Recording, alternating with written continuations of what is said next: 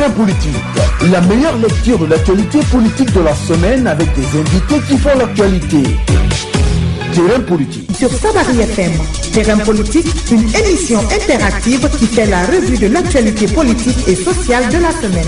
Terrain politique. Terrain politique, on joue pour une bien meilleure compréhension sur Sabari FM. Chaque dimanche, nous recevons un invité avec lequel nous décortiquons l'actualité de la semaine. Terrain politique, tous les dimanches de 10h à 11h30, présenté par Ismaël Kamara, cofondateur de guinétime.com, un site d'information générale guinéen. Terrain politique, on joue pour une bien meilleure compréhension sur Sabari FM.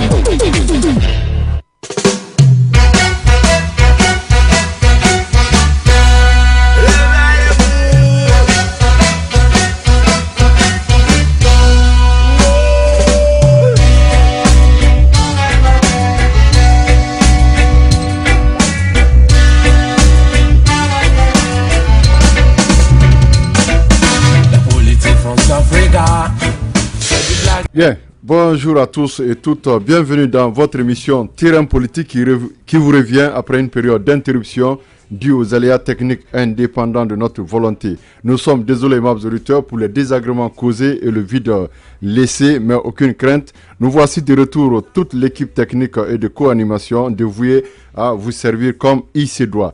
Et pour repartir sur des chapeaux de roue, nous vous proposons en ce dimanche matin 2 septembre 2018 un débat contradictoire dans la pure tradition républicaine qui met donc face à face les messieurs communicants de l'UFDG et du RPG Arc-en-Ciel, respectivement Alpha Boubacar Ba et Aboubakar Sidiki Kamara, qui s'est donc fait remplacer par Sekou Nana Silla, lui aussi de la cellule de communication du RPG Arc-en-Ciel, bien évidemment. Avec nos deux invités, nous allons passer en revue quelques faits saillants de l'actualité politique nationale. Nous aurons notamment au menu la question de l'installation des conseillers communaux avec tous les bruits qui s'y rattachent, la sempiternelle problématique de l'assainissement de la ville de Conakry et bien évidemment les 100 jours de Kassori Fofana, le Premier ministre à la primature. Mais question, pourquoi l'installation des conseillers communaux traîne encore après la conclusion à cet effet d'un accord inédit? Quelle note peut-on donner à Ibrahima Kassori Fofana pour sa gestion des 100 jours? Comment trouver la recette magique pour rendre Conakry propre? Dans un instant, les avis croisés de l'UFDG et du RPG Arc-en-Ciel dans ce studio Nilouk de Sabari FM 97.3. Dans la seconde partie de cette émission, aimables auditeurs, à partir de 11h05 précisément, l'antenne de Sabari FM sera ouverte à vous pour toutes vos questions, contributions et interrogations à travers les numéros habituels du stand. Encore une fois, bonjour et merci de nous préférer sur ce plateau de Sabari FM 97.3. Alors, merci beaucoup. Julde, bonjour à toi. Bonjour Ismaël et bonjour à tous les... Tu m'accompagnes dans cette émission tous les dimanches matin. Merci d'être encore à mes côtés. Merci. Et tout à l'heure, nous allons recevoir l'autre ami, l'autre confrère, Lansana Kamara, qui est donc dans les embouteillages, qui va nous rejoindre d'un moment à l'autre. J'ai donné des instructions à la technique pour qu'il rentre dès qu'il sera là, aussitôt. Voilà.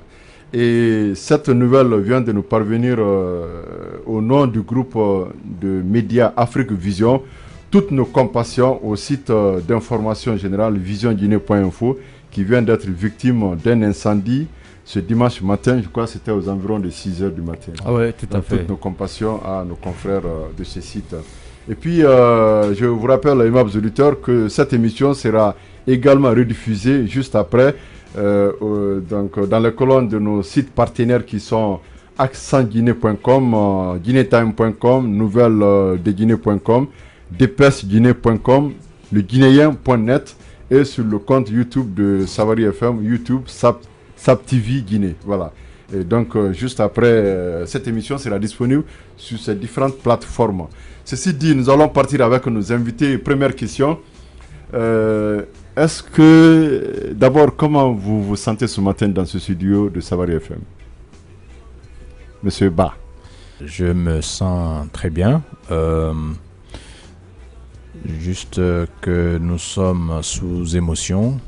Personnellement, j'ai perdu un ami. L'UFDG a perdu un député avant-hier. En la personne de honorable El Hadj Abdoulaye Bailo Diallo, membre fondateur, ou sinon même le fondateur du parti, dans le début de 90. Il est décédé donc à Paris. Et donc le parti, je présente mes condoléances à la famille, au peuple de Guinée et à tous les députés. Et puis voilà, le corps sera ramené le mercredi. Il y aura un symposium le jeudi avant qu'il ne soit enterré chez lui à l'Élomant le vendredi après la prière de 14h. Toutes nos condoléances. Toutes nos condoléances. Donc, Ceci-là. Bon, la même question. Je me sens très bien dans ce studio. Je pense que c'est la toute première fois que je participe dans une émission ici. Je vous en remercie pour l'opportunité que vous donnez au débat démocratique de se faire dans la diversité. Et vous me permettrez, au nom de la confraternité républicaine, d'adresser mes sincères condoléances à l'UFDG, qui est la famille politique de notre illustre disparu, mais également à sa famille biologique. En tout cas, il aura vécu pour quelque chose, parce que c'est pas tous les citoyens qui acceptent de donner leur vie au combat démocratique pour le pays. Il a largement participé à l'instauration de la démocratie en Guinée et il est mort en tant qu'honorable député. Que la terre de Guinée qu'il a tant aimé et servi lui soit légère. Merci beaucoup, toutes nos condoléances. Et donc, ceci dit, je pense que réorganiser ou organiser le débat, on va permettre à chacun de répondre pendant 3 minutes, pas plus, pour chaque question, pour éviter de déborder et pour bien gérer le temps, puisque le temps nous est imparti, il n'est pas tout à fait suffisant pour parler de tous les sujets de long en large évoqués ici en début d'émission. Alors, ceci dit, première question, est-ce que c'est facile ou difficile d'être chargé de communication d'un parti politique aussi grand comme l'UFDG et le RPG? Sekou Nana. Bon, moi je ne suis pas chargé de communication, nous sommes membres de la cellule de communication de cette grande formation politique, le RPG Arc-en-Ciel. J'avoue que c'est pas du tout facile, parce que nous sommes dans la grande école d'apprentissage de la démocratie. Et dans notre pays, la République de Guinée, malheureusement, très peu d'acteurs politiques sont républicains dans le débat, très peu sont objectifs, très peu sont attachés aux principes républicains. Donc, surtout que nous sommes au pouvoir aujourd'hui, tout le monde conviendra avec moi qu'il est très difficile de défendre et très facile de critiquer. Mais nous, en tant que militants convaincus, malgré ces difficultés, c'est un grand plaisir pour nous, en tout cas sur des millions de compatriotes, que les cadres de cette formation politique, cette grande formation politique, cette formation politique majeure, malgré que nous n'ayons pas de niveau intellectuel grand, acceptent de nous choisir pour communiquer en son nom. C'est une responsabilité énorme, parce que nous devons défendre la gouvernance d'une formation politique, les activités d'une formation politique, mais dans la communication, tout en restant fidèle aux idéaux des pères fondateurs de cette nation guinéenne, communiquer sans heurter les sensibilités, communiquer sans intoxiquer le débat politique dans le pays. Je pense que c'est ce qui constitue la véritable difficulté, parce que notre vie politique, malheureusement, est fortement caractérisée par un gène ethnocentriste. Donc, défendre des acquis de la gouvernance d'une formation politique dans ce contexte est très difficile.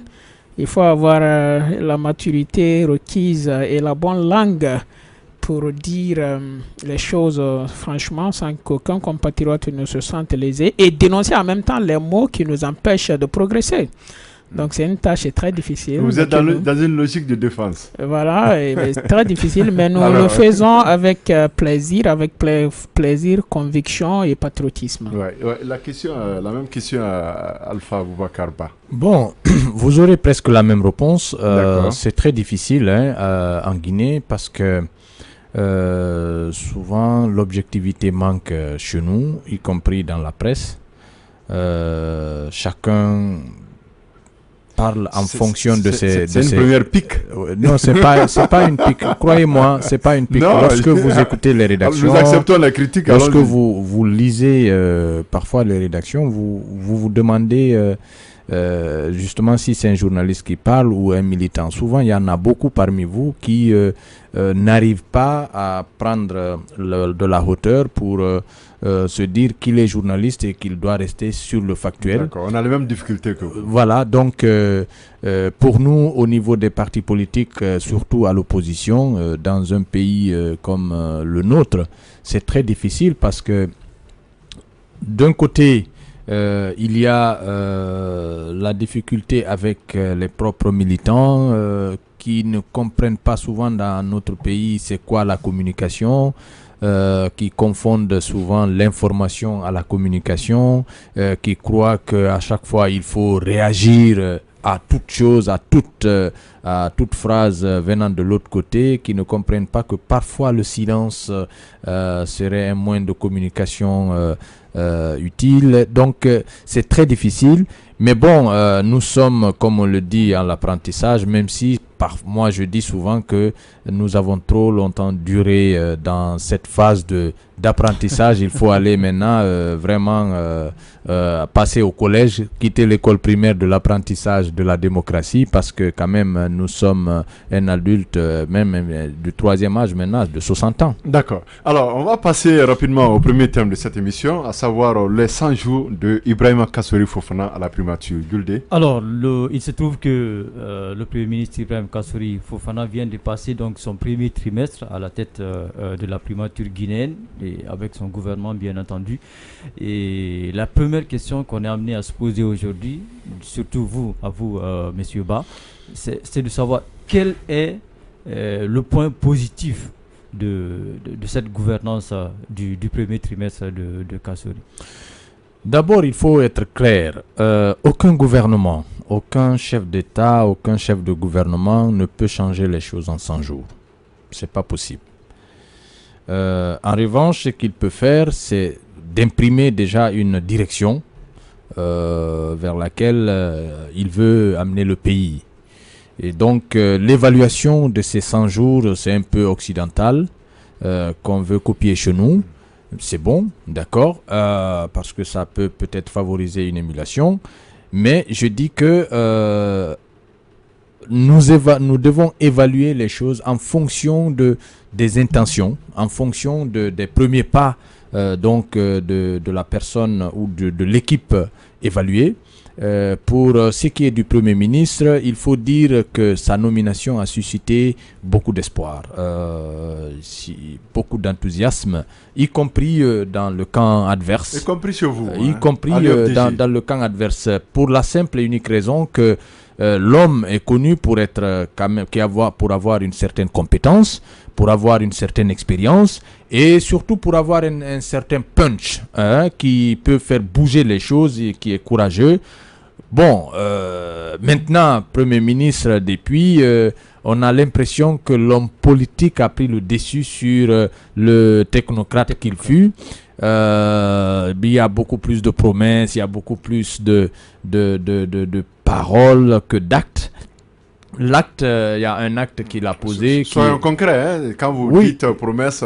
Je dis qu'il est dans les promesses lui aussi. Il vient de Kankan, où il est passé par Sigiri, Kirouané, il est rentré à Conakry. Il a fait beaucoup de discours là-bas où on croyait entendre le président de la République, avec lequel on est habitué à ces promesses irréalistes.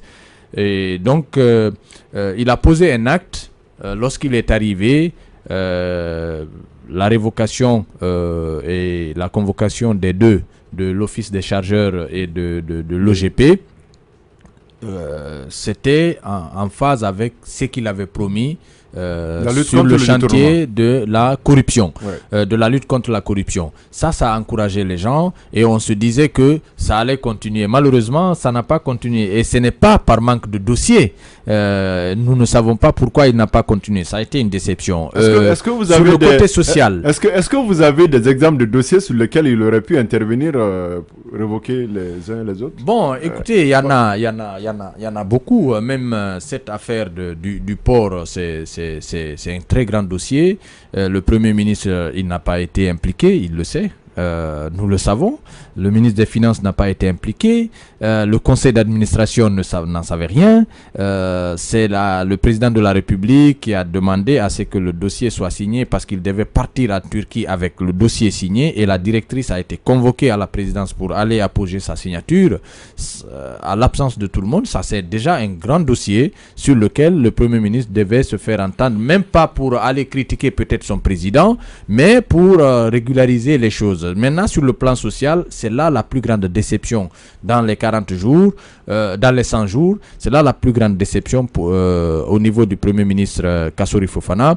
Sa gestion de cette crise n'a pas été une bonne gestion, croyez-moi, parce que il s'est focalisé, il s'est concentré sur la fermeté, sur la volonté d'interdire ou d'étouffer toute forme de contestation, allant jusqu'à préférer l'ordre public à la loi, alors que l'ordre public découle de la mise en œuvre de la loi, de l'application de la loi. Lui-même, il est Premier ministre aujourd'hui parce qu'une loi a été appliquée. Le président de la République en est un parce qu'une loi a été appliquée. On ne peut pas opposer l'ordre public à la loi. Et le prix du carburant, il a trouvé le dossier. Alors, ce n'est pas lui, mais s'il avait bien géré... Revenir, d'accord. Nous allons revenir sur bien les aspects. Nous allons ramener la même question donc à monsieur Sekounana Sylla. Tout à fait. Alors, monsieur Sekounana, la même question pour vous. Le point positif de la gestion du Premier ministre Alpha Condé, du Premier ministre Ibrahima Kassory Fofana. Tout simplement, votre regard sur la gestion de Kassory Fofana pendant ces 100 derniers jours. Bon, ce qu'il faut dire, c'est que le bilan du Premier ministre dans ces 100 jours est très positif. Il vous souviendra que le contexte dans lequel il a été nommé était Vous allez devoir expliquer quand vous dites très positif. C'est ce que je suis en train de faire. Et puis très positif, on vous écoute là. Très positif, voilà. Donc, il a été nommé dans un contexte de crise sociale et de crise politique. Il vous souviendra qu'à sa nomination, la centrale syndicale SLEG menaçait d'aller en grève, et cette grève même faisait planer un doute sur l'organisation des examens de fin d'année. Dès sa nomination, il a pris contact avec ses compatriotes qui ont ajourné cette histoire de nouvelle grève. Et je pense qu'on permet au pays de connaître une stabilité et à organiser les examens de fin d'année. Et il a également pris son baptême de pèlerin comme... Vous avez 3 minutes pour cette question. Comme lui donne droit l'article 58 de la Constitution en tant que dépositeur du dialogue social. Il a fait le tour des principaux quartiers généraux des formations politiques, chose qui a amené une certaine paix, parce que l'opposition dite républicaine de la cellule Diallo menaçait d'aller dans les rues. À cause de ces prises de contact, je pense que cette menace de marche a été reportée. Aujourd'hui, ce qui est important, quel qu'en soit le pays, s'il n'y a pas d'autorité de l'État, quelle qu'en soit la pertinence des réformes structurelles, des réformes économiques que vous voulez envisager, vous ne pouvez pas atteindre les résultats escomptés. Aujourd'hui, la gouvernance, en tout cas en Guinée, avait en tout cas manqué d'une certaine affirmation de l'autorité de l'État. Avec le Premier ministre Kassory Fofana aujourd'hui, je pense que l'autorité de l'État est totalement rétablie. C'est très important que nous le comprenions. Parfois, faire un recours abusif à certaines dispositions légales. Mais je ne suis pas d'accord avec vous. Quand vous dites que l'autorité de l'État est totalement rétablie, M. Ba vient de dire que le dossier du port autonome a été scellé sans que le Premier ministre ne soit informé. C'est ce qu'il dit. C'est en tout cas ça. Jusqu'à preuve du contraire. Je vous en prie, est-ce que vous avez demandé son Excellence, Monsieur le Premier ministre, cette question, et tendez-lui le micro, et je crois qu'il est la personne la mieux indiquée à dire qu'il a été concerné ou pas. Bon, ça c'est le regard de l'opposition. C'est l'information donnée par... Permettez-leur, mais ça c'est totalement faux. Vous ne pouvez pas être Premier ministre chef du gouvernement et que l'exécutif soit engagé dans un contrat qui était déjà connu de tous les Guinéens. Il y a plus de 4 mois, 5 mois qu'on parle de ce dossier-là, et qu'en pleine journée on dit que le Premier ministre n'a pas été concerné, c'est nuitamment et le coup d'Ada, le président aurait fait ci, aurait fait ça. Ce dossier, c'est un secret de polichinelle pour le peuple de Guinée, mais permettez-leur, c'est leur regard, il faut qu'ils trouvent quelque chose à dire au peuple pour distraire le peuple, mais nous avançons. Ce qui est important, c'est que le Premier ministre Kassory Fofana Fofana aujourd'hui à restaurer l'autorité de l'État. C'est très important. Et comme autre aspect positif de son bilan... En interdisant les marches, c'est ça la restauration de l'autorité de l'État? Non, mais c'est très important. Vous savez, si vous prenez l'article 623 du Code pénal révisé, il est clairement établi que l'autorité responsable de l'ordre public peut interdire une manifestation politique. Oui, mais pour des raisons évidentes. Je vous en prie, pour des raisons évidentes, bien entendu. Lorsqu'il y a des troubles, il y a des risques réels de troubles à l'ordre public, l'autorité peut bien prendre des mesures conservatoires sur les manifestations. Ce qui est important, c'est que, je vous en prie, sauf que ces risques-là sont très relatifs. Permettez, c'est très important, permettez, depuis 2010, on n'a pas les éléments de mesure de ces risques-là. C'est à l'autorité de l'apprécier, parce que la loi ne fait pas une échelle de ces risques. C'est à l'autorité responsable et à elle seule d'apprécier ces risques potentiels qui exauceraient et qui menaceraient l'ordre public. Ce qui est important de dire, c'est que le droit de marché est constitutionnel. Nous, en tout cas du RPG Arc-en-Ciel, personne ne peut nous donner une morale, en tout cas une leçon sur le respect des principes démocratiques. Nous nous sommes battus une trentaine d'années pour ça. C'est l'opinion nationale et internationale qui nous reconnaît ça. Mais ce qui est important, on ne peut pas construire un pays, on ne peut pas produire dans un pays, on ne peut pas créer la richesse dans un pays où il y a des marches à tout moment. C'est très important. Lorsque les marches deviennent abusives, destructrices, meurtrières, c'est de la responsabilité de l'autorité qui dirige, qui a un compte à rendre au peuple de Guinée, d'encadrer le domaine là. C'est très important. C'est pas parce que même si mon grand frère Boubacar est fâché avec moi la nuit que le lendemain il descend dans la rue.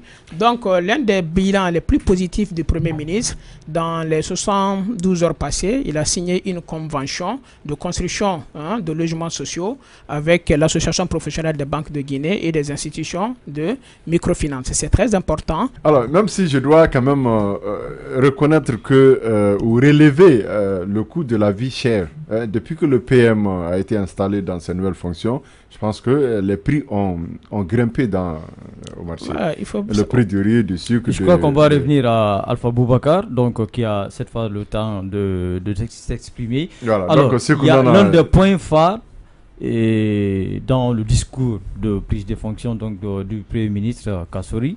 Et l'un des points phares, justement, c'est la lutte contre la corruption. Vous l'avez évoqué tout de suite. Quelle est l'appréciation que vous faites de la lutte contre la corruption qu'il a engagée à sa prise de fonction? Il a quand même posé des signaux forts. Un acte, un seul. Le décret limogeant le monsieur de l'OGC Monsieur Paul Moussa Diawara et de monsieur Paul Moussa Diawara de OGP a bien indiqué que c'est sur proposition du Premier ministre. Nous avons tous applaudi de tous les bords. Mais s'arrêter à ce niveau et ne pas aller plus loin donnerait l'impression que ce n'était que pour régler le compte à Paul Moussa Diawara, comme d'ailleurs c'est sa ligne de défense, Paul Moussa Diawara. Jusqu'à preuve de contraire, on n'arrive pas encore à faire tomber quelqu'un d'autre, alors qu'il y en a beaucoup de dossiers. J'ai parlé du port, il me dit que c'était un secret de Polichinelle. La majorité qui devrait tomber du côté du port? La majorité des Guinéens. Qui devrait tomber du côté du port? La majorité des Guinéens ne savait pas qu'il y avait cette affaire du port. La majorité des Guinéens savaient qu'il y avait l'extension du port, un contrat qui avait été donné aux Chinois en hauteur d'à peu près 770 millions de dollars. Et ça aussi, ce n'est pas un appel d'offres, c'est une affaire du président de la République. Ils sont allés en Chine, ils ont donné aux Chinois, ils sont revenus, point barre. Ça, les Guinéens le savaient. Les détails de l'affaire de la cession du port, de la concession du port, nous ne le savions pas en Guinée. C'est après, il y a même pas 2 mois que les Guinéens sont au courant de cette affaire et que le dossier a circulé. Maintenant, je reviens sur sa gestion un peu de la crise sociale et de la crise politique. Au niveau de la crise sociale, l'autorité de l'État dont on parle, je dis encore une fois, l'ordre public découle de l'application de la loi. On ne peut pas opposer les deux. On ne peut pas dire c'est parce qu'on a empêché les manifestations qu'il y a eu autorité de l'État. L'autorité de l'État n'est pas encore là. Tout dernièrement, après son départ de Cancan, il y a eu des bavures là-bas où un jeune a été tué. À la baie, moi j'étais là-bas, c'est dans mon quartier, à Dombi. où il y a eu cette population qui s'est rendue elle-même justice parce que tout simplement, lorsqu'on prend les voleurs, le monsieur qui a tué son ami, c'est un récidiviste qui avait fait la même chose il n'y a pas 2 ans, mais qui circulait tranquillement dans la ville. Donc parler de l'autorité de l'État en disant simplement on a empêché les manifestations, ce n'est pas cela l'autorité de l'État. Donc j'ai dit encore une fois qu'en 100 jours, il ne pouvait pas faire grand-chose, mais que la direction qu'il devait imprimer pour nous, c'est que l'homme politique a pris le dessus sur le technocrate. Il est beaucoup plus sur le champ politique que sur le champ des actions concrètes amenant à regardez par exemple ce qu'il a fait à Kankan, cette affaire de l'enceinte de la Mamaya qu'on a. Mais même en voyant les dessins, on comprend que c'est vraiment très amateur. Ce n'est pas quelque chose de bien préparé et tout. Et on a posé la première pierre. On a l'habitude de poser les premières pierres en Guinée. Alors, depuis 2011, 8 ans après, il n'y a pas d'équipement. Quelle devrait être la démarche du Premier ministre Kassory Fofana, puisque vous-même vous le dites, en 100 jours, ce n'est pas évident qu'on fasse beaucoup de choses en termes de réalisation.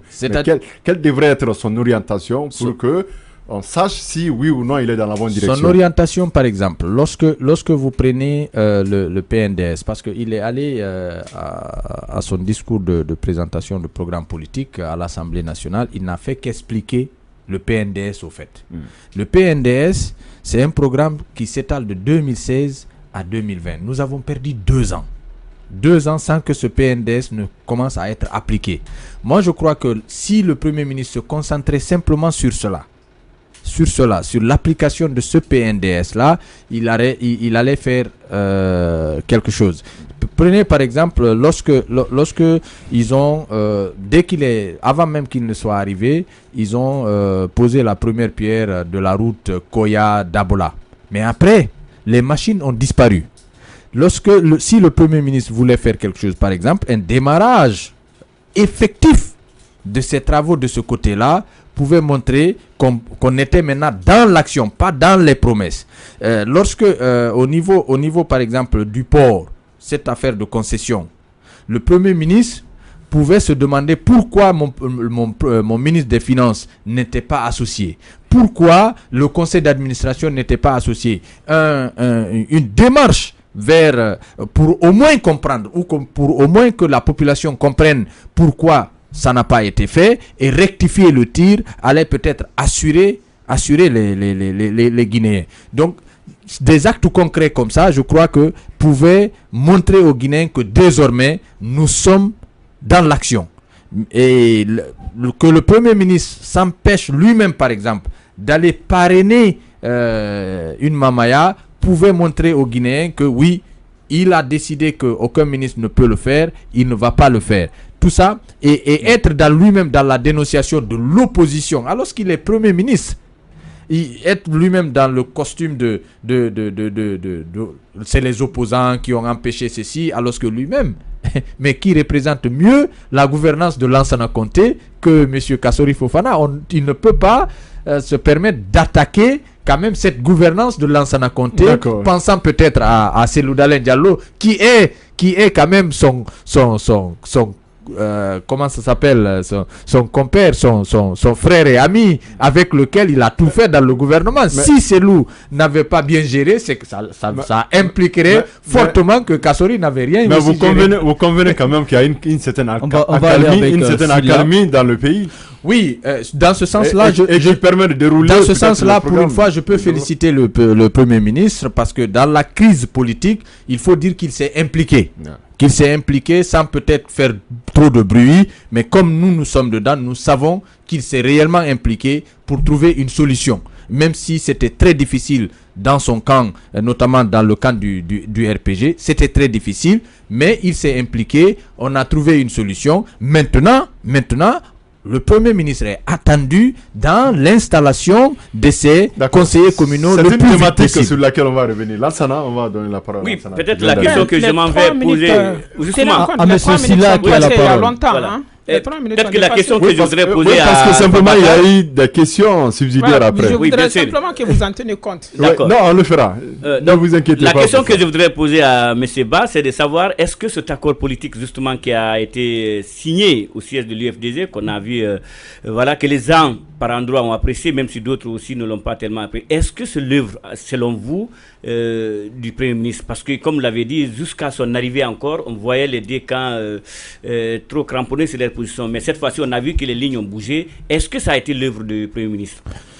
Bon, je ne peux pas dire complètement que c'était son œuvre, mais je le sais, je suis un acteur de cette affaire, je sais qu'il s'est réellement impliqué, à la différence des autres premiers ministres qui ne s'impliquaient pas du tout lorsqu'il s'agissait de l'UFDG et du RPG notamment.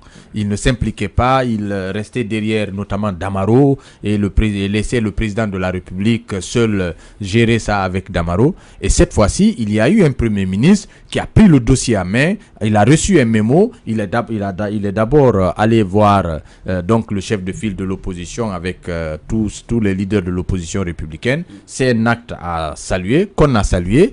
Et bien entendu, il s'est impliqué avec le mémo. Il est resté en contact avec les leaders politiques, notamment le chef de file de l'opposition et puis Damaro. Il a mis les uns et les autres ensemble pour discuter. Et je dis encore une fois qu'il s'est vraiment impliqué dans ce dossier et il faut l'encourager à aller de l'avant. Vous nous tendez la perche, on va glisser sur le second thème de cette émission, à savoir l'installation des conseillers communaux. C'est mon tour de parler sur cette thématique-là. Sinon, allez-y, c'est très important. Je voulais enchaîner directement. La première précision que je tenais à faire, c'est que c'est une allégation que de dire que le Premier ministre a parrainé la Mamaya à Cancan. Il n'a pas du tout été parrain. Le parrain, c'était M. Diané de Washington, qui est connu de tout le monde. Mais bon, c'est... Le bras droit de Kassouri. Le bras droit même pas de Kassouri, c'est de M. Sidia Touré. Lui, il avait un fiefé de l'UFR. Voilà, c'est un monsieur qui a beaucoup apporté... Voilà, M. Diané des États-Unis. Qui a reçu un marché de gré à gré. Je vous en prie, c'est très important. Donc, que les gens arrêtent l'amalgame. Le Premier ministre était là en tant qu'invité d'honneur. Et n'oubliez pas que nous sommes en Afrique. Le Premier ministre est un beau de la Haute-Guinée. Donc c'est tout à fait normal pour la population de cette partie de la Guinée que, compte tenu de ce lien très sacré... Mais jusqu'avant qu'il ne soit Premier ministre, on ne l'a jamais vu à Cancan. C'était la première fois. Et en tant que Premier ministre, vous ne pouvez pas quand même cacher ce manteau de Premier ministre qui est présent à Cancan. Je vous en prie, c'est très important.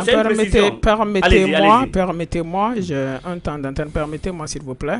Donc il a été invité comme beau, ça c'est un. Deuxièmement, il vous souviendra que le parti de M. Kassouri Fofana a fusionné dans le RPG Arc-en-Ciel.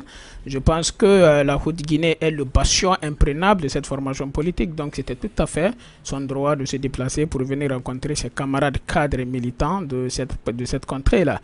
Donc ceux qui voudraient mettre cette visite sous l'angle d'un parrainage de la Mamaya, c'est un faux débat, il n'a pas parrainé la Mamaya. Maintenant, là où je suis d'accord avec mon frère Ba, c'est quand il dit qu'en 100 jours, il serait difficile pour le Premier ministre d'avoir un bilan très élogieux, mais que c'est-à-dire la symbolique est importante. Et justement, parlant de cette symbolique... Pourtant, vous avez dit que c'est un bilan très très positif. Oui, moi c'est un bilan très positif et c'est ce que je vais vous expliquer maintenant. Allez-y. Dans notre pays, depuis 2010, ce qui a empêché la Guinée de s'envoler véritablement vers son développement, c'est ces histoires de crise politique et de crise sociale. Dans aucun pays au monde, on ne peut faire cohabiter la production, la création de la richesse, les investissements et les marches politiques, les marches sociales. Nous connaissons la vie. Qu'est-ce qui envoie les marches politiques? Nous connaissons la vie politique. Monsieur le journaliste, vous devrez souffrir. Arrêtez de m'interrompre, c'est très important. Après, vous aurez tout le temps de poser vos questions et je serai modestement à l'aise de la répondre. Mais permettez-moi de continuer, s'il vous plaît. C'est pour permettre aux auditeurs de donc c'est très important. Aujourd'hui, la chose la plus difficile à construire en Guinée, c'est la quiétude sociale. L'apaisement. C'est la denrée la plus difficile à avoir. Grâce à la dextérité du Premier ministre, seulement moins de 4 mois de sa nomination à ce poste stratégique, il est arrivé quand même à créer l'apaisement, à créer la stabilité. C'est très important. Et le bilan là, ne serait-ce que ça, ça fait des bilans de ces 100 jours, un bilan élogieux. Parce que la paix n'a pas de prix. Sans paix, on ne peut pas parler de développement. Sans paix, on ne peut pas parler même d'activité politique. Donc, le fait pour lui, qu'en seulement 3 mois, il ait pu gérer ces crises sociales, ces crises politiques, font de lui, ça défend de ces 100 premiers jours un succès. Le journaliste parlait tout à l'heure de flambée de prix suite à l'augmentation ou au réajustement du prix du carburant à la pompe. Je pense que le peuple de Guinée sait pertinemment que compte tenu de la tendance haussière du prix des produits pétroliers sur le marché international, les différents, les gouvernements qui étaient là avant la nomination de M. Kassory Fofana étaient convaincus de la nécessité de ce réajustement de prix. Mais personne n'a eu le courage politique nécessaire, parce que c'est une décision totalement impopulaire. Personne n'a eu le courage de franchir le pas. M. Kassory Fofana, sentant la menace que le fait pour l'État de continuer à subventionner le carburant faisait peser sur le cadre macroéconomique du pays, quoique impopulaire, il a pris cette décision typiquement exécutive pour sauver la Guinée, pour sauver l'économie guinéenne. C'est très important. Ce n'est pas surprenant que dans la foulée, de façon tout à fait conjoncturelle, qu'il ait flambé de prix. Et ceux qui voudraient mettre ce réajustement du prix du carburant à la pompe, souvent il a rendu plus cher le panier de la ménagère. Je pense que c'est complètement faussé le débat, que le Premier ministre Kassory, qu'on l'aime ou pas, que ce soit lui ou pas, même si c'est M. Cellou Dalein Diallo qui devenait Premier ministre en ce moment précis, il aurait fait la même chose parce que c'était une mesure indispensable, c'était un passage obligé. C'est très important de le dire. En tout cas, il faut reconnaître en l'homme son courage et son patriotisme, sachant pertinemment que c'est une décision impopulaire qui aurait certainement les conséquences difficiles à gérer, mais il a eu le courage patriotique nécessaire, il a pris cette décision-là. C'est très important de le dire à nos compatriotes. Donc, vous convenez avec nous, M. Sylla, que le fait d'augmenter quand même le prix du carburant impacte forcément sur le panier de la ménagère. Mais qu'est-ce que vous voulez que la Guinée fasse? La plus belle femme au monde ne peut donner que ce qu'elle a. La Guinée n'est pas un pays producteur de pétrole.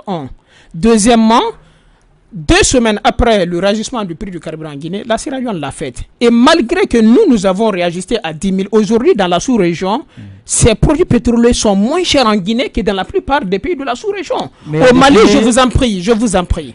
Au Mali, le prix de l'essence est à plus de 11 000.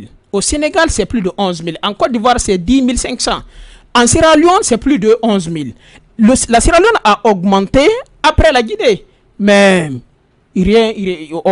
c'est-à-dire qu'aucune boutique ne s'est fermée. Aucun pneu n'a été brûlé sur les chaussées, etc. Donc ça, ce réajustement, c'est très important de le dire, c'est-à-dire fondamentalement dû à une situation sur le marché international.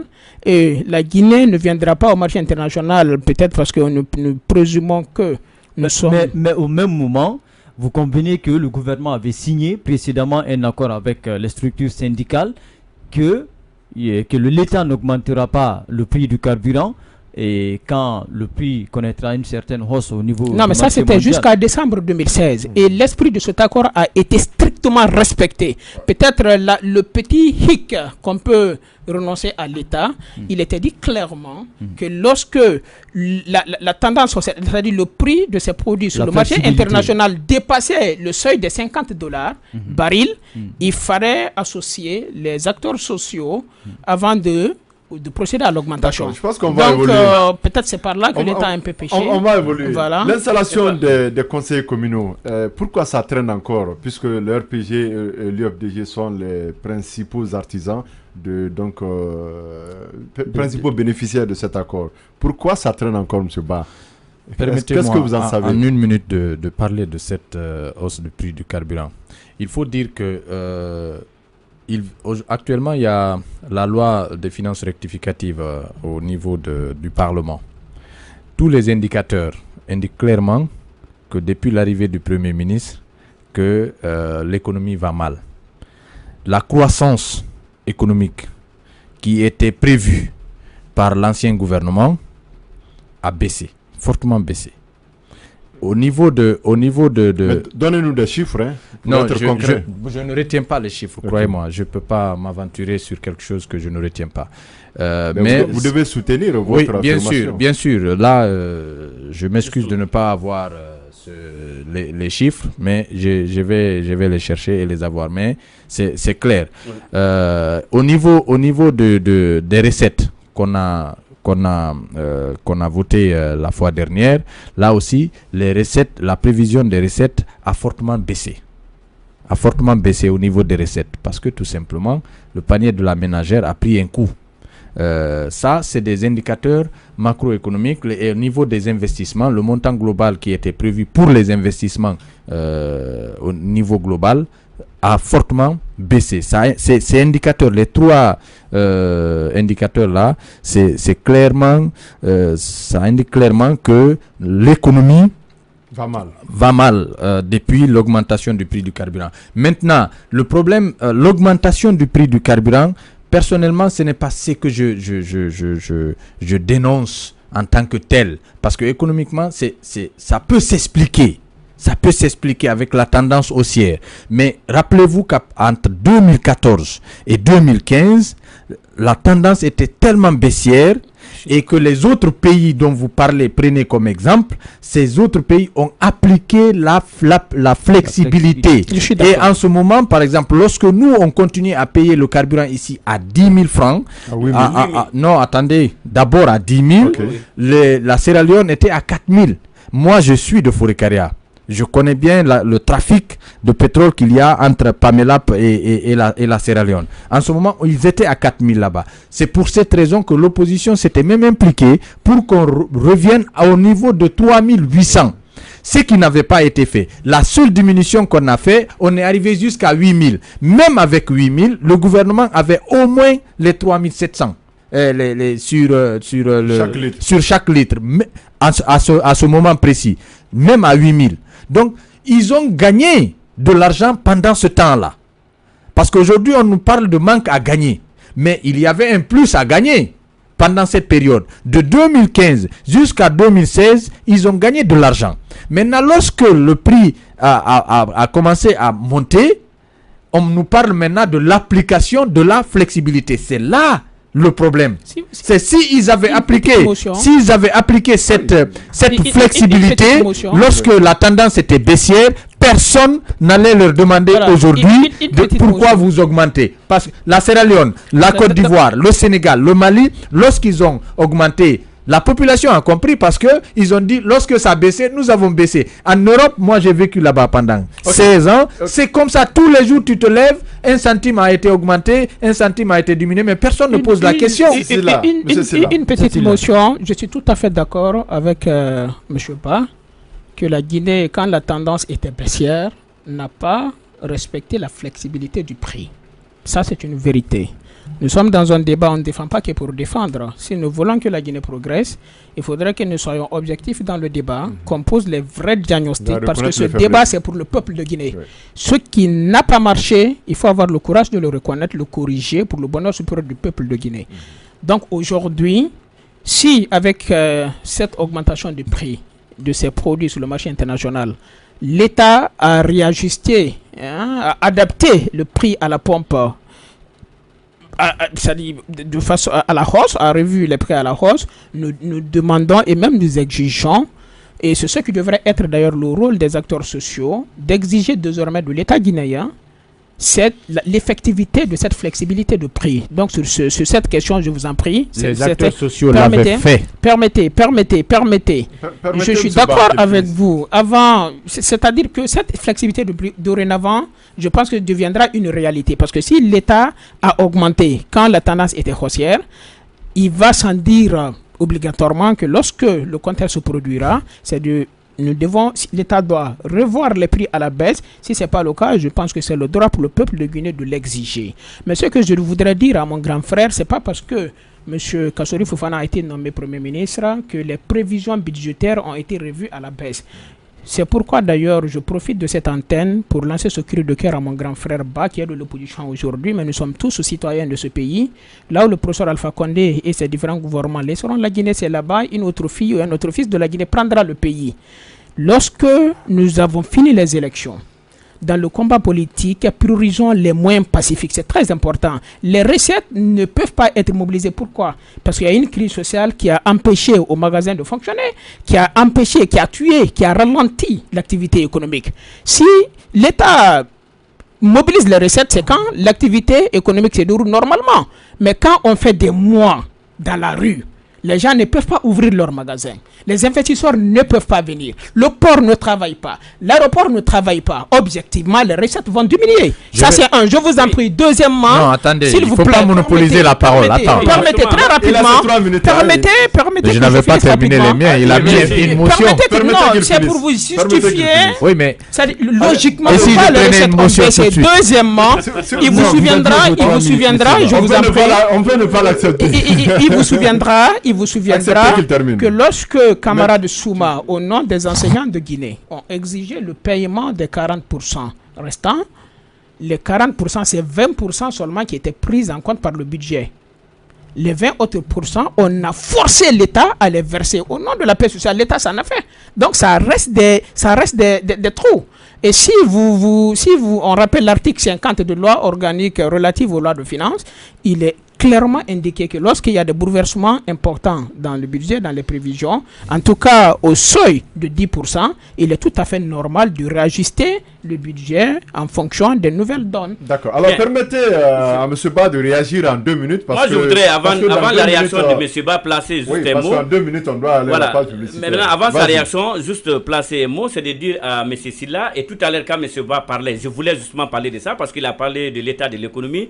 Je voulais, en amont, parler justement de la part des responsabilités, parce que nous, on a reçu des économistes ici qui nous ont fait savoir justement que s'il y a cette situation au niveau de l'économie, c'est parce qu'il y a l'instabilité. Mais quand on regarde, quand on analyse justement au-delà de cette instabilité aussi, on se dit mais pourquoi? Alors pourquoi il y a justement l'instabilité, mais pas dans les autres pays? On se dit justement, c'est là cette fois-ci c'est à vous, c'est aussi la responsabilité de l'État, parce que si vous avez des accords à appliquer, si vous avez des règles, des lois à faire, vous ne le faites pas, mais votre interlocuteur en face ne peut pas vous laisser aller.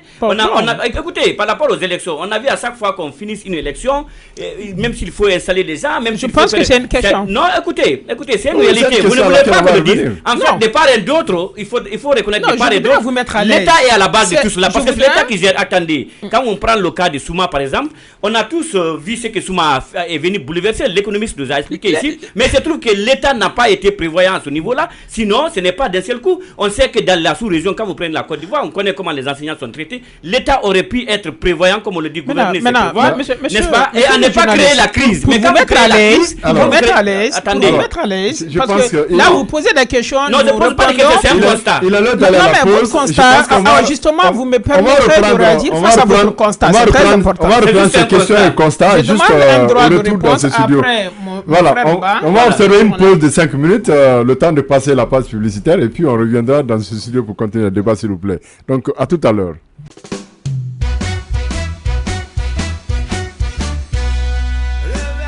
Voilà, nous sommes de retour dans ce studio Savary FM 97.3.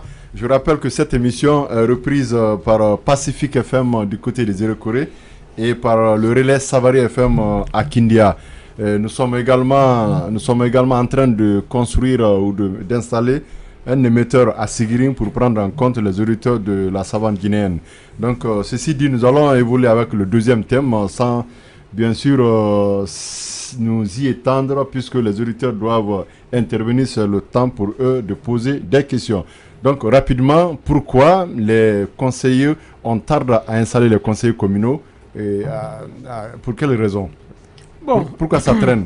Je pense que c'est tout à fait normal qu'au terme d'un processus électoral, qu'il y ait le contentieux électoral. C'est d'autant plus évident que cette question est réglée par la loi électorale. Normalement, lorsque le contentieux électoral est vidé selon l'esprit de la loi, c'est l'article 114 du code électoral qui dit que, en tout cas s'agissant des élections communales, c'est qu'on on va aller droit au but. Droit au but aujourd'hui, ce qui est important, c'est que le contentieux, après avoir été vidé par les juridictions, il y a une partie de la classe politique qui ne se reconnaissait pas dans cette décision judiciaire-là, notamment l'UFDG et l'UFR, je crois, avec le PL, le RPG aussi. Je crois que le RPG quand même... Donc tout le monde à la fois. Le RPG Arc-en-Ciel, le RPG Arc-en-Ciel, en tout cas, a cherché à établir des accords politiques avec certaines forces politiques du pays aujourd'hui qui a amené quand même cette paix et cette quiétude. Je pense qu'aujourd'hui, au niveau des formations politiques, il n'y a plus de problème. Ce qui reste, c'est l'installation. Et nous sommes une formation politique, c'est à l'exécutif de procéder à l'installation de ces élus communaux. C'est extrêmement important. Vous êtes le parti au pouvoir? Non, le parti au pouvoir, mais nous sommes le parti au pouvoir. Mais l'administration, ce n'est pas le RPG Arc-en-Ciel. Nous avons les cadres qui nous représentent dans l'administration. Non, s'il vous plaît. Dans les dires ou dans les faits? S'il vous plaît, c'est très important. Dans les faits? C'est très important. C'est le RPG, je vous en prie. La différence. Qu'est-ce que vous en savez du retard de l'installation? Le retard, c'était fondamentalement dû à la crise post-électorale. Ça c'est évacué. Voilà. À date, je crois, c'est une question quand même qui a une incidence financière. Les conseils communaux doivent avoir un budget, doivent avoir un soutien financier de l'État. Je vous en prie. Non, monsieur Sylla. Non, je vous en prie. Je vous en prie. C'est bon. La question ne devrait pas se poser maintenant. Je vous en prie. C'est très important. Je pense que si vous avez le ministre du budget... Je pense que ce n'est pas maintenant que ces questions doivent se poser. Non, si vous avez le ministre du budget, il pourra vous expliquer davantage. Mais ce qui est clair et ce qui est objectif, c'est que l'installation, quand même, ça a une incidence budgétaire, ça a une incidence financière. On le savait il y a longtemps. Voilà, non, on le savait il y a longtemps. Voilà. Je suis tout à fait d'accord avec vous. Donc c'est ça qui retarde. C'est une question, c'est ça qui retarde. À mon humble avis, parce qu'à l'amont, la mésentente entre les formations politiques a été réglée.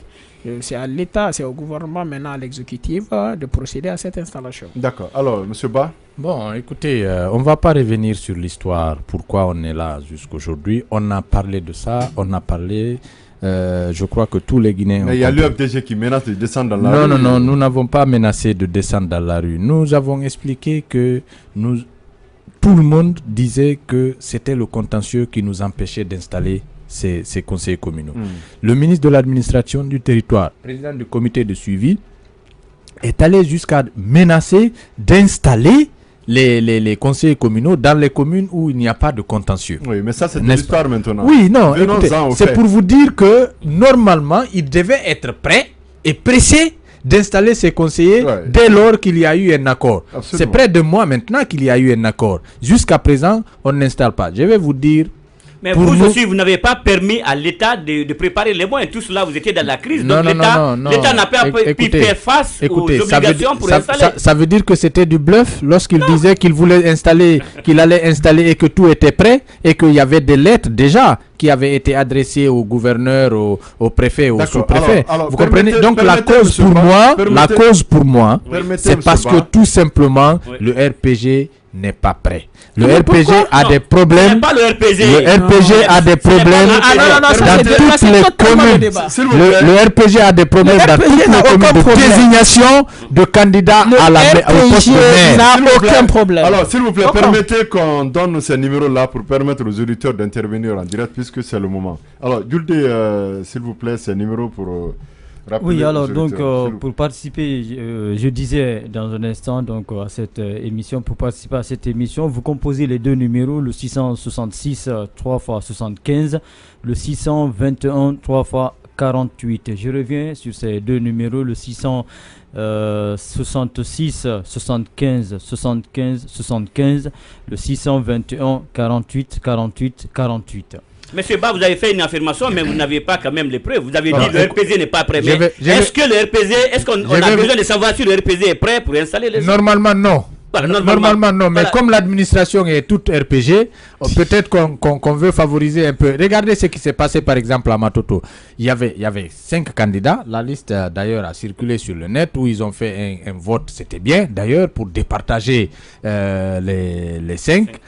Et donc, lorsque Mamadou Batos Camara est arrivé dans les deux votes premiers, ils ont eu des problèmes après avec un autre qui a dit je ne reconnais pas ce résultat. À Kirouane, ça a été la même chose. Donc partout, ils ont des problèmes comme cela. Permettez, le RPG n'a pas de problème. Allô? Oui, vous allez bien? Oui, je vais bien. Et vous? Oui. Votre nom, vous nous appelez d'où? C'est M. Keita depuis Demoudoula.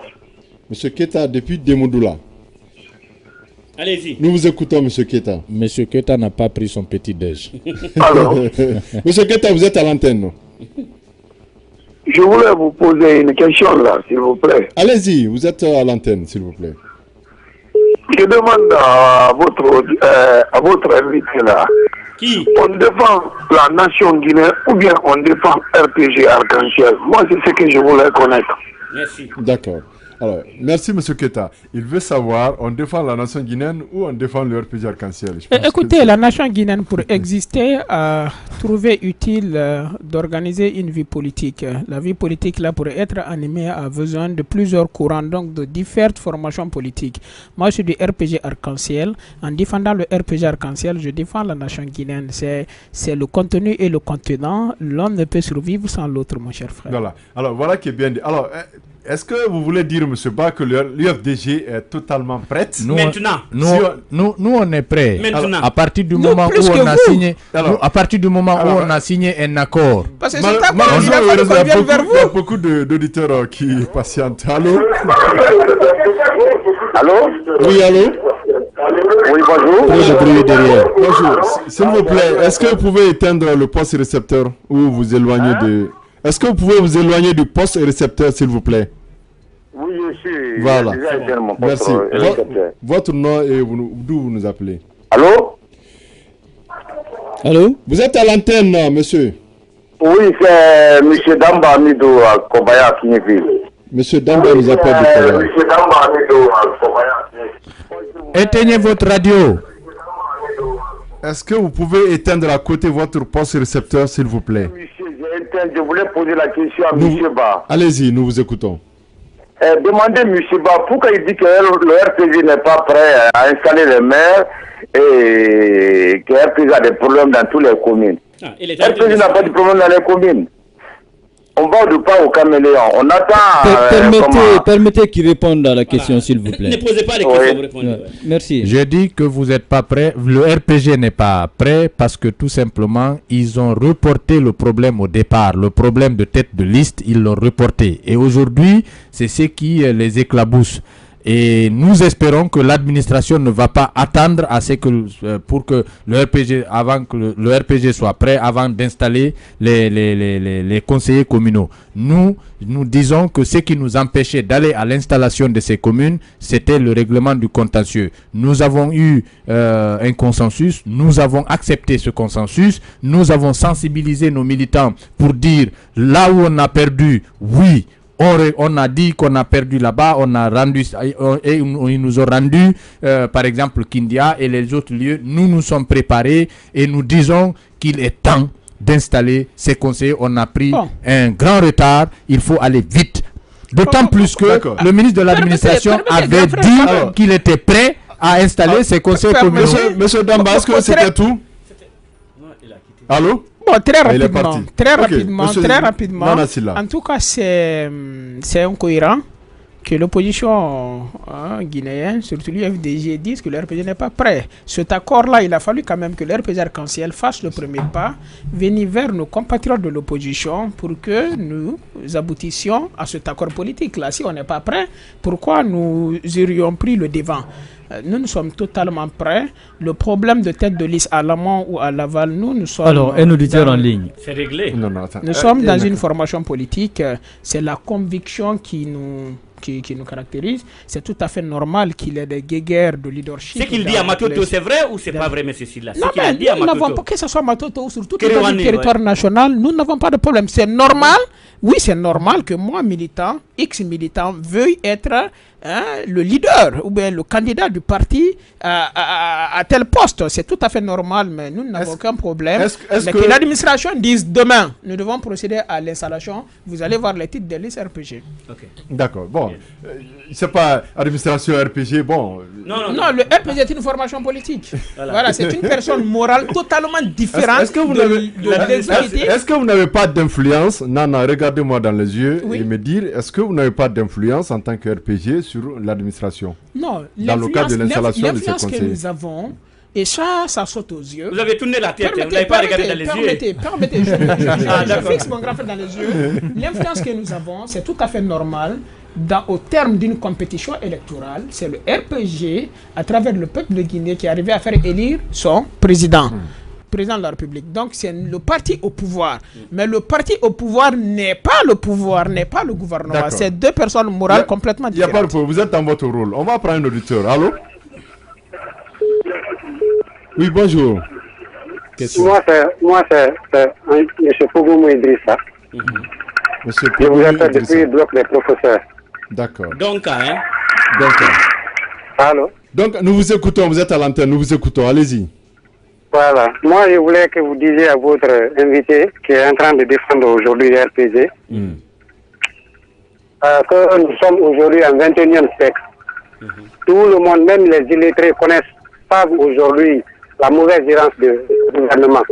Donc, si lui, il a eu un peu, il n'a qu'à se taire et puis manger le peu qu'il a eu. D'accord. Ça, c'est votre avis. C'est compris. Ce gouvernement-là n'a rien fait. En 2000, je vous rappelle, monsieur, en 2015, moi, j'étais opérateur de service à Kindia.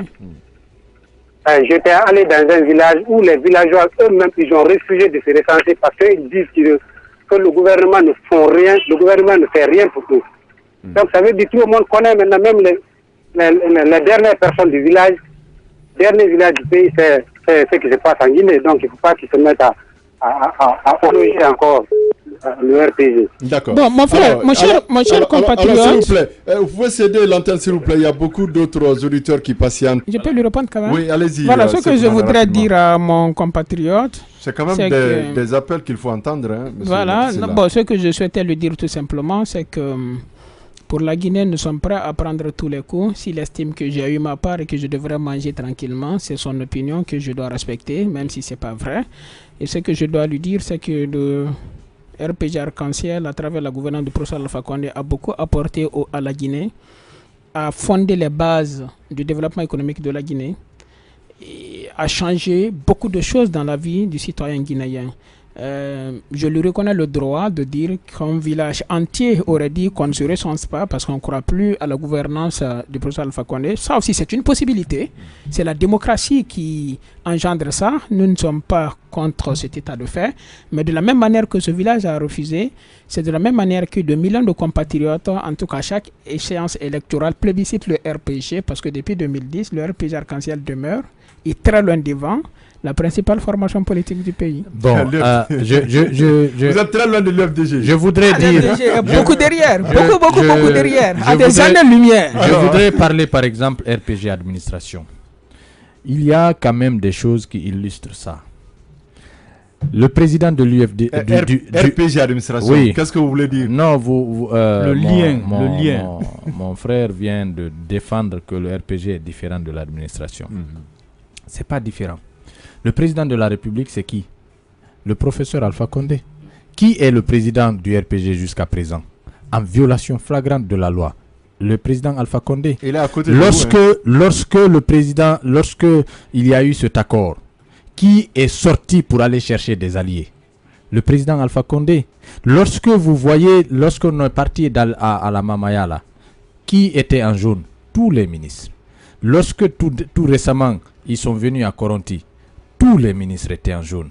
Les préfets, les gouverneurs, les sous-préfets, tous les administrateurs territoriaux se sentent obligés d'organiser des fraudes, de participer à ces élections au compte du RPG. Vous ne pouvez pas voir un seul administrateur qui ne puisse pas, qui ose dire que moi je suis d'un autre parti politique que du RPG. Je pense que la question, est très importante, s'il vous plaît. Non, laisse-moi terminer. Moi je dis, vous allez permettre que les auditeurs interviennent. Écoutez, moi je dis, non, laisse-moi terminer. En une phrase. Qu'on me dise que c'est le RPG qui gouverne avec son administration, je peux être totalement d'accord avec ça. Non, écoutez, comme dans les autres pays hautement développés, aux États-Unis, en France, l'administration, c'est le parti au pouvoir. Puisqu'il a réagi à vos propos, donc on peut prendre... C'est bon, il a fait des affirmations quand même qui méritent une réaction, si vous permettez. Acceptez qu'on prenne des auditeurs, après vous réagirez par rapport à ça. Allô, on va prendre l'auditeur. Allô? Oui, allô? Oui, bonjour. Bonjour, monsieur. Oui, c'est Ousmane So, Dendele Kouré. Monsieur Ousmane So, Dendele Kouré. C'est où ça? Ça, c'est à Dibreka. Ah, Dibreka, ok. Dibreka, d'accord. Oui, oui. Ok, nous vous écoutons, monsieur So. Ok, je vais vous dire. Oui, allez-y. Nous tous, parti opposition ou bien pouvoir, nous devons défendre la vérité. Parce que ce que j'entends des fois, beaucoup de journalistes partisans, ça c'est pas joli quoi. Un journaliste doit être neutre. Est-ce que vous comprenez? Le pouvoir là, il a essayé. Là, c'est indiscutable. Parce que moi, je peux dire que si vous voyez notre route, regardez à Kabeleng ici, tout près de Capitale, plein Capitale. Il y a eu 8 ans comme ça, le Presse entre Symphonia et jusqu'au Kabeleng ici. Quel pays peut travailler comme ça, un travail comme ça? Est-ce que vous entendez un ministre parler de cela ou bien un gouvernement parle de cela? Hein? Je vais vous dire quelque chose. En tant qu'on n'a pas accepté de parler de vérité, même si c'est ton propre père ou bien mère ou bien enfant, on va rester à tourner en rond. Est-ce que vous comprenez? Nous qui n'ont pas allé à l'école, nous pensons que pourquoi vous, les gens qu'on appelle intellectuels, pourquoi ils ont allé à l'école?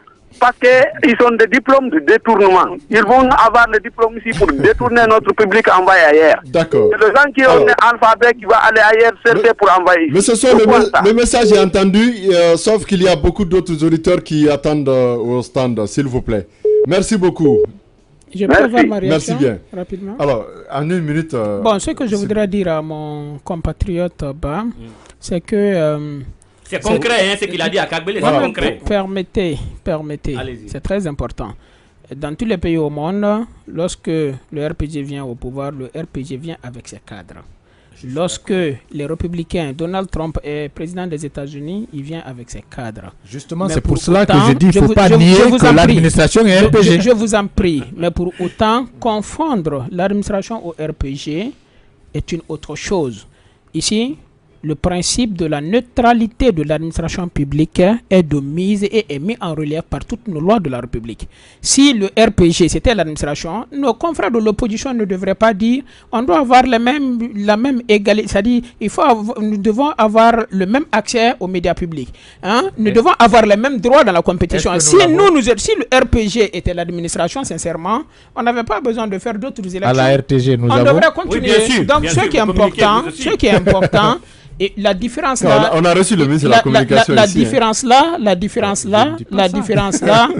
preuve aujourd'hui, lui et moi nous sommes dans un studio, nous débattons. Le RPG, le président Alpha Condé est au pouvoir, mais le RPG en tant que formation politique n'a pas plus de droits que l'UFDG, n'a pas plus de droits que l'UFR, n'a pas plus de droits que le BL, n'a pas plus de droits que le PUP. Franchement, sur le papier, c'est vrai. Non, c'est ça. Sur le papier, c'est vrai. Vous savez, nous sommes dans une république. Malheureusement, avant tout, je vous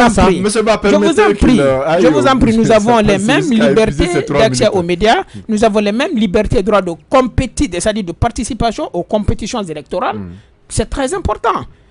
Voilà, donc nous sommes au pouvoir, mais l'administration et le parti c'est pourquoi vous négociez avec le RPG et non avec le gouvernement. Écoutez, moi j'ai dit je dis que lorsque le RPG est au pouvoir, qu'il gouverne. Nous, on n'a pas de problème. Lorsque l'UFDG viendra, elle gouvernera.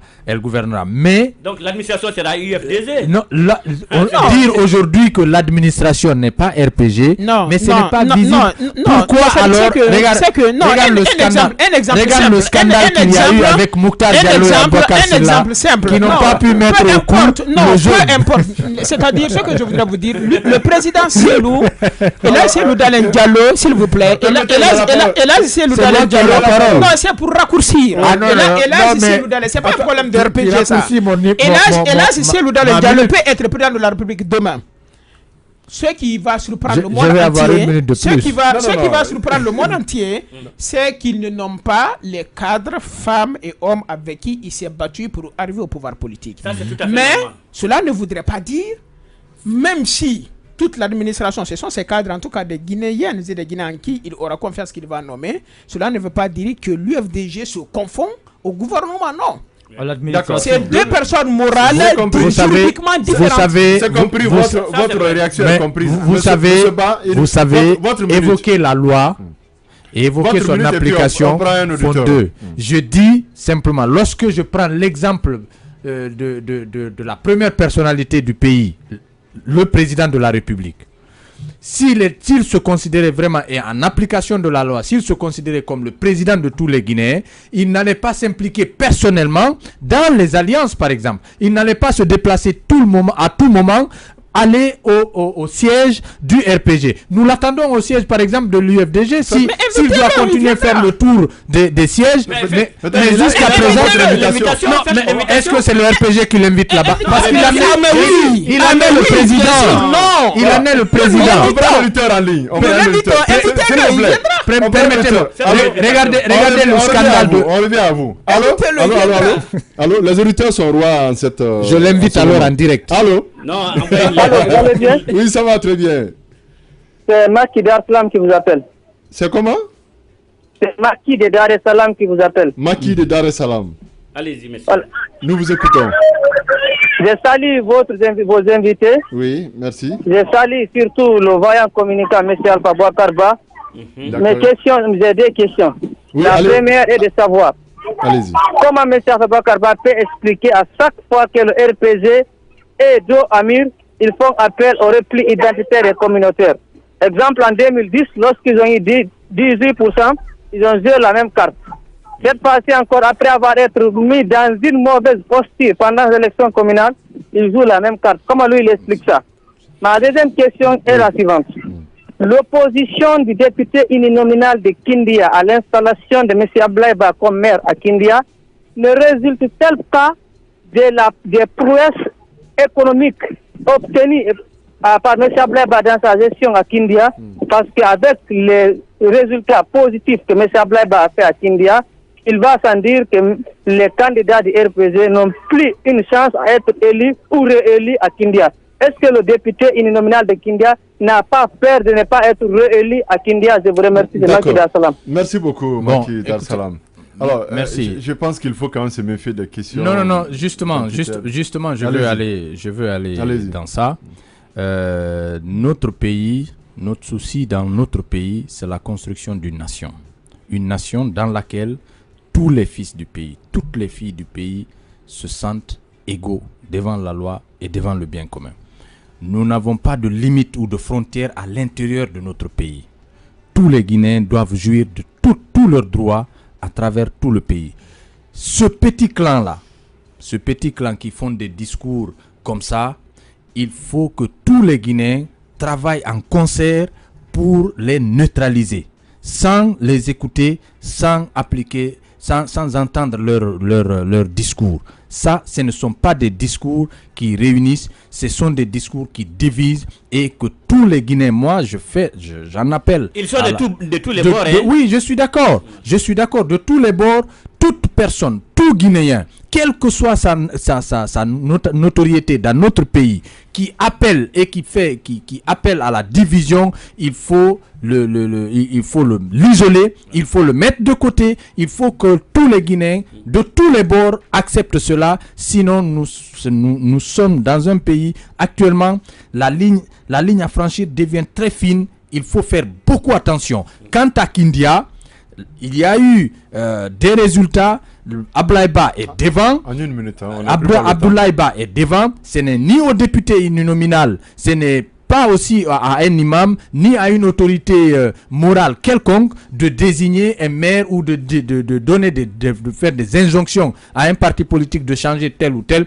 Notre candidat, c'est Abdoulaïba, et il s'est présenté aux élections. Les populations de Kindia, en majorité, ont voté pour ce candidat en toute connaissance de cause, parce qu'il y a eu des affiches, contrairement au RPG, nous ce n'est pas notre symbole, il y avait la photo d'Abdoulaïba, il a gagné, c'est lui qui va être là-bas. Des accords ont été trouvés, signés par le gouvernement, signés par le RPG Arc-en-Ciel et l'opposition, représentée par son chef de file, et comment ça s'appelle, confirmé par le comité de suivi, ça veut dire que c'est Abdoulaye qui va être le maire. Ceux qui ne sont pas contents vont être gérés à partir. C'est le RPG et le pouvoir qui doivent sensibiliser leur camp. À Dubreka, nous avons fait de même avec Macky Sall.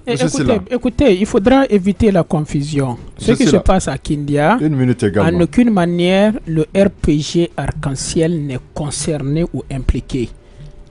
Ceux qui ont fait, je vous en prie. Ceux qui ont fait, je vous en prie. Le député est du RPG. Je vous en prie. Je vous en prie. Les militants Monsieur Ba, se disent jeunesse de RPG de Kindia. Vous n'avez pas la parole. C'est très important. Non, le RPG, c'est Rassemblement du peuple de Guinée. Nous sommes une formation politique hétérogène dans laquelle toutes les ethnies se retrouvent. C'est extrêmement important. En tant que républicain, moi, c'est Kounana Silla, je peux être maire de l'Abbé si la population de l'Abbé m'accorde cette confiance. Monsieur Ba peut être maire de ma préfecture Kouroussa si la population de Kouroussa lui donne ce droit. Il n'y a pas un Guinéen supérieur, il n'y a pas un Guinéen inférieur. Nous sommes tous régis par les principes de la République. Mais c'est très important qu'on évite la confusion. C'est extrêmement important. La logique dans laquelle nous nous retrouvons aujourd'hui, c'est que notre vie politique et sociale a longtemps été caractérisée par ce phénomène ethnocentriste. 30 secondes. C'est à nous c'est-à-dire de prononcer les discours objectifs, de sensibiliser, ne pas ajouter à la surenchère, tenir un discours responsable, un discours républicain et surtout sensibiliser. Et je pense que la société civile doit jouer son rôle dans ce sens. Merci beaucoup. De sensibilisation. Merci M. Ba, nous sommes pris par le temps. Alors, peut-être une dernière question, on n'a plus qu'une minute. Une question, quelle est la note que vous attribuez, M. Ba, à la gestion de Kassouri en 100 jours? C'est noté sur 10. Sur 10. C'est 100 jours, hein, c'est pas assez. C'est mon grand frère. Hein. Ouais. Je lui donnerai 4. 4. Monsieur Silla? 10 sur 10. 10 sur 10. Le plus difficile à avoir, il a pu l'avoir en seulement 3 mois. D'accord. La quiétude sociale. Et si on peut donner 11 sur 10, au fait, il faut dire à mon jeune frère qu'il n'y a pas de quiétude. Lorsque tu t'arrêtes sur quelqu'un par la force et tu dis à la paix, attention, hein. Attention, c'est la puissance publique. Il faut régler la cause du conflit. La définition de l'État, c'est la puissance publique. Il faut régler la cause du conflit. La définition de l'État, c'est la puissance publique. Et quelle est la note que vous donnez à la conduite de cette émission, puisque c'est une émission quand même contradictoire et républicaine? Oui, monsieur Silla. Sincèrement, je donne 10 sur 10. Monsieur Ba? Bon, écoutez, moi je donne 7 sur 10 pour vous permettre d'améliorer les choses. Merci beaucoup. C'est l'opposition guinéenne. Alors, ça a été un plaisir de vous avoir tous les deux sur ce plateau de Savary FM dans Terrain Politique. Merci beaucoup d'honorer cette invitation. Et je pense qu'on aura encore besoin de vous pour d'autres occasions. En tout cas, nous vous appellerons à tout moment pour éclairer la lanterne des auditeurs par rapport à certains sujets d'information, d'actualité dans le pays. En tout cas, ça a été un plaisir. Et surtout, nous comptons sur eux dans le cadre de leur communication quotidienne pour sensibiliser les populations, parce qu'ils sont tous conscients et les responsables également que la nation a besoin de tout le monde unie et forte dans la diversité idéologique. Merci beaucoup, merci. Et nous nous reprenons dimanche prochain si Dieu le veut bien. Tenez-vous bien. Cette émission va recevoir, je ne dirai pas le nom, sinon on a déjà un invité pour le dimanche prochain, mais ce sera une surprise. Merci et à bientôt.